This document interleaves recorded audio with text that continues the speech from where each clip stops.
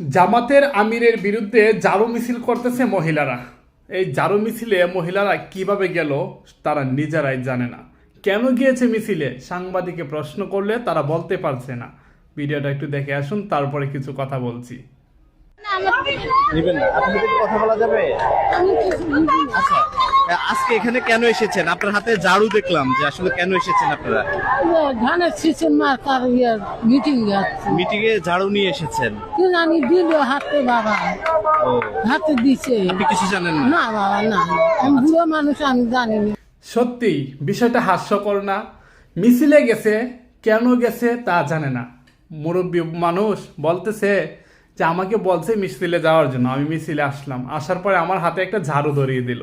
ভাই কেন ঝাড়ু ধরিয়ে দিল, কার বিরুদ্ধে মিছিল, তারা কিচ্ছু জানে না। এই হচ্ছে ভাই আমাদের বাংলাদেশ, আর এই হচ্ছে রাজনীতির অবস্থা। একটু বিস্তারিত কমেন্ট বক্সে বলে যাবেন এটা কোন জায়গায় ঘটেছে। ধন্যবাদ।